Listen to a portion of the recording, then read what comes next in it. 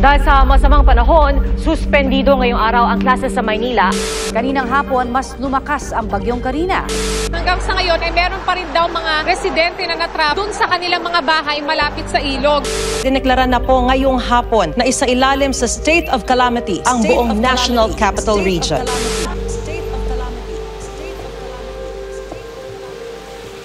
Okay, ngayong araw na to ay kakalagpas lang ng isang bagyo at ang date ngayon ay July 24, apektado no ang maraming lugar, hindi lang sa Metro Manila pero pati yung mga karatig na area ay naapektuhan. At kami rito sa Valenzuela ay apektado rin talaga kami. Kagaya ng mga napapanood natin sa balita, ang taas talaga ng baha sa iba't ibang lugar dito sa Valenzuela. At maswerte tayo dahil yung area na tinitirhan namin ay medyo mataas, so hindi kami naapektuhan ng baha. Pero may mga kaibigan ako, may mga kamag-anak kami, lalo yung mga kapitbahay namin dati ay ayun, naapektuhan talaga sila. Gaya na makikita natin ngayon sa kalsada, ngayong araw na to ay yung parang araw ng pagbangon sa isang unos, literal na unos na pinagdaanan ng mga kababayan natin.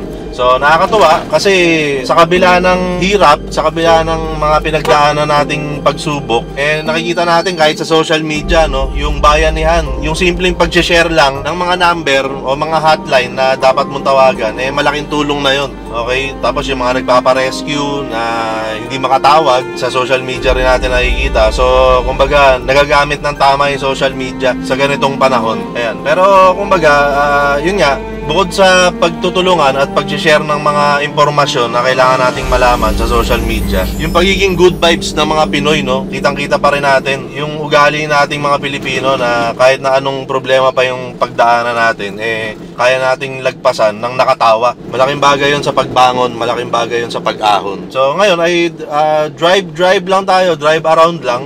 Yun, kasi kahapon buong araw kaming hindi makalabas ng bahay. So ngayon, tingin-tingin lang tayo ng mga palipaligid para alam natin kung ano yung nangyayari talaga. Hindi yung basta kung ano lang nakikita natin sa social media. Ayun, may mga, ano yun, bawal. Ayan o, lumakas ulit yung ulan mga kaibigan. Tapos kitang-kita natin dito yung traffic o. Wala akong idea kung bakit sobrang traffic ngayon. Pero ayan, hindi umaandar yung kabilang side. Mahirap yung ganito na tag-ulan, lalo dito sa area namin. Minsan parang masanay na lang kami. Ayan, mahirap to, no? Mahirap yung ganitong kalagayan. Malakas ang ulan, may bagyo. Tapos taga rito ka sa area namin, Valenzuela, Camanava area. Parang masasanay ka na lang na bumabaha. Parang ganyan. Parang naging parte na lang siya ng ng buhay mo. Pero sabi nga nila, pagka may pinagdaraanan kang hardships, doon ka tumitibay, doon ka natututo. Totoo yun. Ayan, ganyan po yung lubak dito. Ayan, oo. Ayan, yung mga ganyang lubak, hindi mo naman pwedeng isisi sa gobyerno lang yan. Natural na mangyayari yan pagka bumabaha.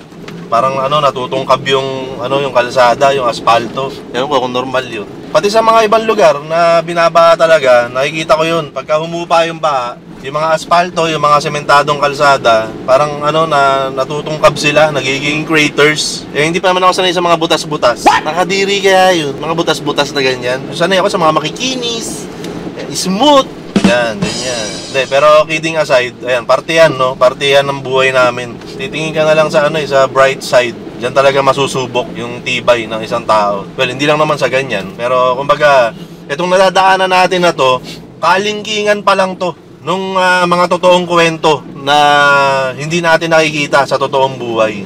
Kalingkingan pa lang yan. Kumbaga, maliit na bahagi pa lang yan, maliit na porsyento pa lang yan ng mga totoong pangyayari. Yung bigat ng buhay talaga, no, ng mga kababayan natin na nalulubog sa baha. Anyway, medyo nagiging seryoso naman masyado yung mga salitaan ko, no? Pero hindi ko lang maiwasan na magbigay ng mga saloobin, no, tungkol dun sa nangyari na yan na bagyo. Dahil marami rin kasi marami akong kaibigan, kamag-anak, kakilala na talagang naapektuhan ng bagyo. Pero good thing, dahil nakikita ko naman na kinakaya nila. Kayo pala, tol, kumusta sa inyo sa Bulacan? Saan ka ba sa Bulacan? Sa San Miguel, tol. San Miguel, Bulacan. Binaharin ba kayo doon? Yung sa amin kasi looban yun Bumabaha talaga doon Tapos pagka bumaha, matagal matuyo. Ang kagandahan, hindi siya napuruhan ng bagyo. Kaya hindi kayo masyadong naapektuhan ng baha. Kung pahigsiin natin, hindi naman kayo masyado naapektuhan. Hindi.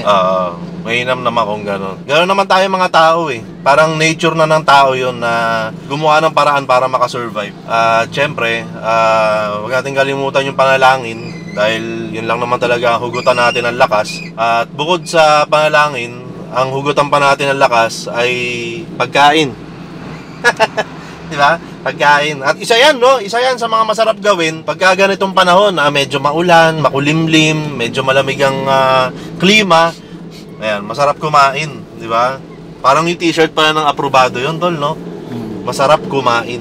Ayan. Hindi lang ganun yung suot ko ngayon, pero baka naman.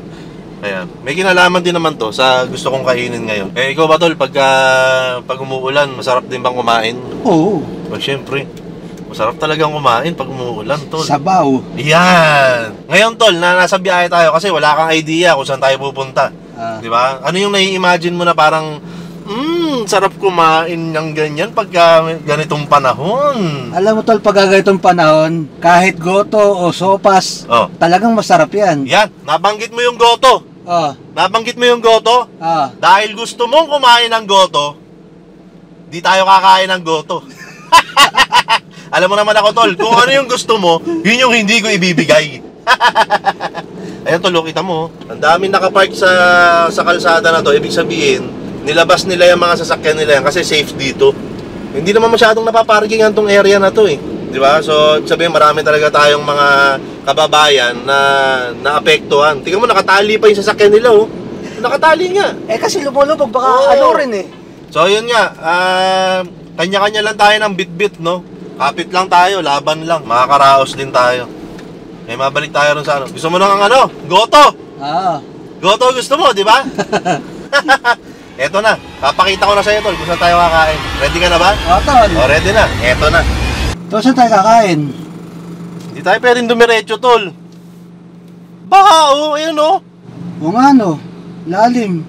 Syempre, yung minivan, tol, hindi pwedeng, mababaha yan. Dapat, laging safe lang. Baka mamaya, magka-check engine na naman. Baka mamaya, magka-check engine na naman to. Buhay na naman yung mga chismosong mekaniko dyan. Nakakatawa yung mga ganun eh. Sabi mo mga mekaniko kayo, no? Mga malaki katawan, lalaki. Tapos ang pinag-chismisan nyo, check engine ng sasakyan ng iba. Wala naman check engine. Di ba? Mali-mali rin talaga itong mga na to eh.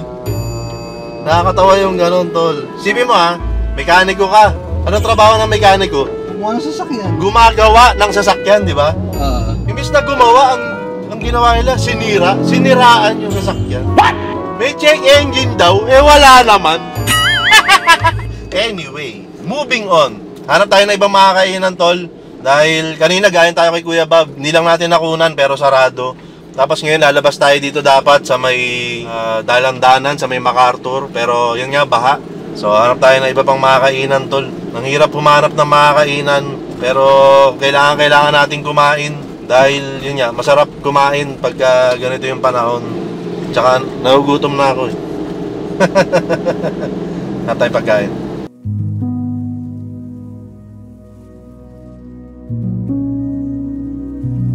Talaga namang masarap kumain, lalo na pag umuulan.